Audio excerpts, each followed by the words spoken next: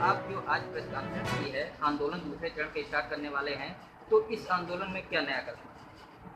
सबसे पहले आप सभी का अभिनंदन। जो आपने प्रश्न किया मैं सीधे उसका जवाब दूंगा कि निजीकरण से देश के उपभोक्ताओं, विशेष रूप से बिजली के उपभोक्ताओं कर्मचारियों पर क्या प्रभाव पड़ेगा। मैं थोड़ा सा इसके पृष्ठभूमि में जाना चाहूँगा। भारत की जो सरकार अभी एक इलेक्ट्रिसिटी अमेंडमेंट 2020 का प्रस्ताव भारत के संसद के पटल पर लाने जा रही है, उसमें 3 महत्वपूर्ण चीज़ों पर संशोधन होने जा रहा है।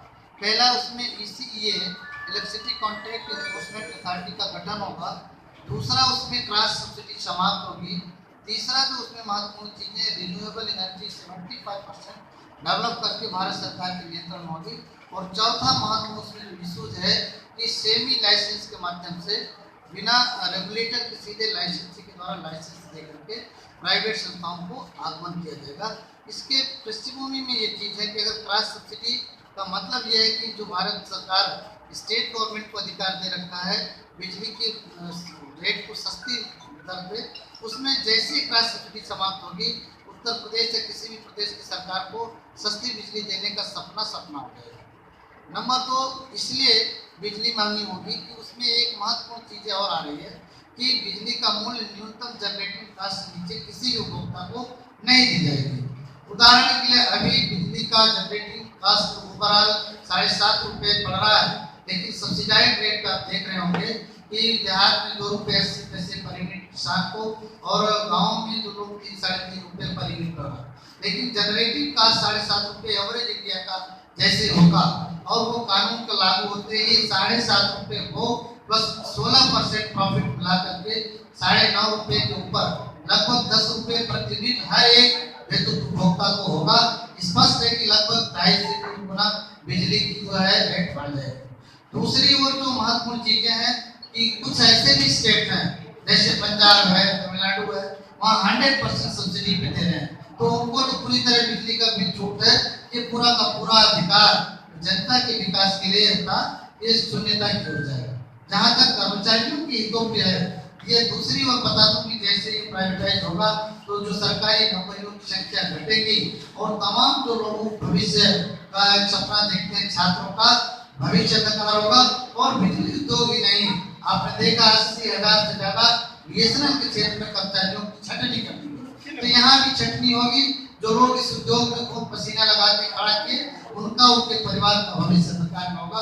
इन 2 महत्वपूर्ण मुद्दों छटनी में जब छटनी होगी तो आप लोग बेरोजगार हो जाएंगे। उसके बाद बेरोजगार जब हो जाएंगे तो आप लोगों का अगला कदम क्या होगा?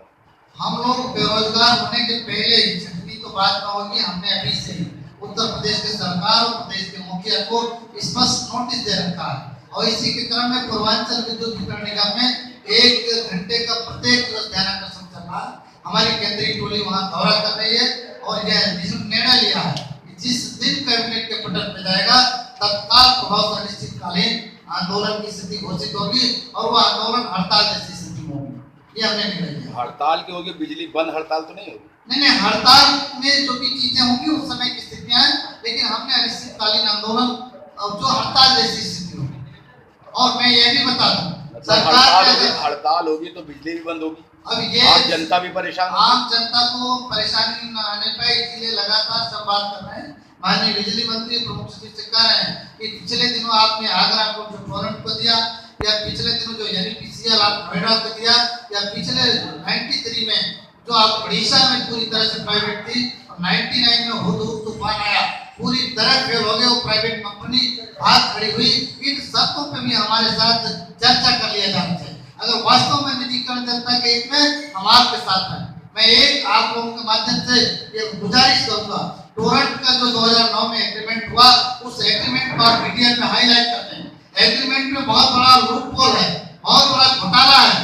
उस समय जो एग्रीमेंट हुआ था 2 रुपए के आसपास वाली यूनिट सूरत, कानपुर, केसको का भी था, और आगरा का भी था, और उसी के आसपास जो है बिजली का रेट यूपीपीसीएल खरीद करके उन्हें देने का एग्रीमेंट हुआ। और ये निर्णय हुआ कि हर साल कुछ पैसे बढ़ा करके आपको बिजली के कास्ट देने पड़ेंगे। यूपीपीसीएल आज 7 से 8 रुपए एवरेज पर यूनिट बिजली खरीद करके उस टोरेंट को दे रही है, और वह बिजली हमें 4 रुपए पर यूनिट वापस कर रही है, जबकि केसको 7 से 7.5 रुपए पर यूनिट वापस कर रही है। स्पष्ट है कि 4 रुपए का घोटाला बड़े पैमाने पर है। मेरी गुजारिश है, मैं माननीय ऊर्जा मंत्री जी से भी कहा और बिजली के प्रमुख सचिव जो हमारे अरविंद कुमार जी से निवेदन किया, आप इस टेंडर एग्रीमेंट की जांच करा दीजिए। मैं दावे के साथ कहता हूँ, आप मुझसे नहीं पूछना पड़ेगा। अगर वहां नहीं होगा तो मैं निजीकरण की मांग को जो वापस करने का इस संगठन के रूप से करना छोड़ दूंगा। 8 और 9 सितंबर क्या करने वाले हैं? 8 और 9 सितंबर को अभी हमारा कोई ध्यानाकर्षण कार्यक्रम नहीं है, सिर्फ और सिर्फ जनता के सहयोग के लिए सहयोग सत्याग्रह कार्यक्रम हमने प्रारंभ करने की घोषणा की है, जिसमें बिजली की बेहतर उपभोक्ता सेवा, उनकी जो समस्याओं को हमारे जूनियर इंजीनियर, असिस्टेंट इंजीनियर के स्तर पे होगी, तत्काल और त्वरित निस्तारण करने का प्रयास किया जाएगा। बिजली उत्पादन गृहों पे भी लोग इंटैक्ट होंगे, बेहतर उत्पादन कैसे हो सके, इसके लिए जिस स्तर पे हमें 48 घंटे अनवरत बने रहना है और वहीं पर हम प्रयास करेंगे कि जन संवाद करके जनता की कमांड से और भी जो कठिनाइयां हैं उसको कलेक्ट करके आने वाले दिनों में बेहतर उपभोक्ता सेवा को सपना कैसे पूरा कर सके, यह मानना है। हमारे इस आंदोलन की 2 तरह की मांगे, जैसा पहले मैंने बताया, ऊर्जा उद्योग में निजीकरण में जो कार्रवाई चल रही है तत्काल रोक लगाई जाए। दूसरी, जूनियर इंजीनियर, प्रोमोटेड इंजीनियर की संवर्ग की मांग है। ग्रेड वेतन 4600 जो लागू हुआ वो एक से उसकी प्रभावी तिथि के बजाय, क्योंकि छठा वेतन आयोग 1 से था, वो उसे वहां के बजाय उन्होंने दिसंबर 2015 से किया, जिसपे हमारी सहमति बनी थी कि उसे 1 से किया जाए, उसे अभी तक नहीं किया गया। जूनियर इंजीनियर जो है 3 पदों का वेतनमान पा चुका था, पहला ए, दूसरा एक्स, तीसरा एसी, लेकिन 6 पे कमीशन में 4800 grade pay non functional grade को समाप्त न किए जाने के कारण हमारा अंतिम जो स्टेज था सुपरिटेंडिंग इंजीनियर पहुंचना संभव नहीं था। हमने डिमांड की थी, उस पे सहमति थी 4800 नॉन फंक्शनल ग्रेड पे समाप्त किया जाए जूनियर इंजीनियर का। और तीसरा महत्वपूर्ण एक मांग है कि जूनियर इंजीनियर कैडर से जो लोग प्रमोट हो गए उनकी तीसरी जो एसीपी ड्यू पिछले वर्ष रही है और 7 महीने से ऑलरेडी उसका एसीपी का आदेश जारी होने के बावजूद उसका वेतन का स्लिप नहीं फिक्सेशन किया गया, ये दुर्भाग्यपूर्ण है। शीघ्र स्लिप जो है जो पिछले दिनों लोगों को मिल चुका था तीसरी एसीपी 8700 का, उसे रिस्टोर किया जाए।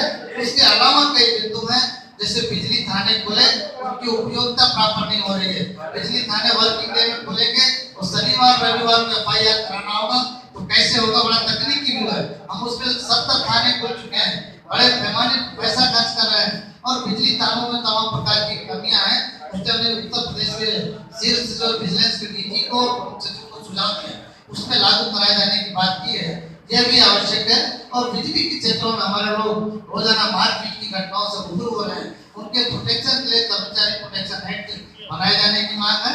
और जूनियर इंजीनियर के एसीआर के फॉर्मेट में बदलाव करके उसके जो प्रोन्नतियां है, उसके तमाम जो सेवा सुविधाओं को प्रभावित करने का कॉर्पोरेशन मैनेजमेंट ने किया, उसमें तत्काल हमने अपील की है कि पुराने एसीआर की फॉर्मेट लागू की जाए, अन्यथा जो एसीआर की व्यवहारिक पद्धति है उसमें संशोधन किया जाए। उत्पादन निगम से विशेष रूप से जो लोग दुर्गम परिस्थितियों में रहते हैं, चिकित्सा की प्रॉपर व्यवस्था नहीं है, वहाँ चिकित्सा की प्रॉपर व्यवस्था रहने की उचित आवासीय व्यवस्था की जाए। और जल विद्युत निगम का पिछले 3-4 सालों से लगातार उत्पादन निगम में विलय करने की कार्रवाई चल रही है, दुर्भाग्य की अभी तक नहीं हो पाई है। यह हमारी मांग है कि जल विद्युत निगम को उत्पादन निगम में उसे शीघ्रता से विलय किया जाए।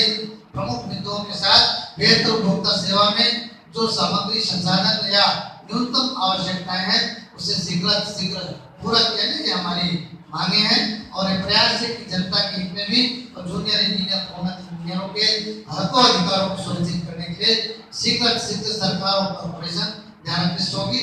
और हमें किसी बड़े आंदोलन या ऐसे कोई कार्यक्रम का निर्णय न लेना पड़े जिससे कहीं न कहीं जनता को भी संकट का सामना करना पड़े।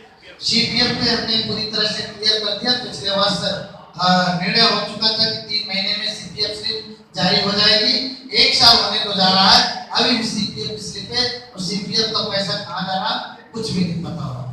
तो ये स्थिति है। मैं निवेदन करूंगा, हमारे केंद्रीय अध्यक्ष लाइन पर होंगे, अगर कोई क्वेश्चन आप क्वेरी करना चाहें तो उनकी क्वेश्चन ले लिया जाए, क्योंकि हो सकता है वो हमसे कोई चीज या आगे क्या उनका रुको होगा वो निर्णय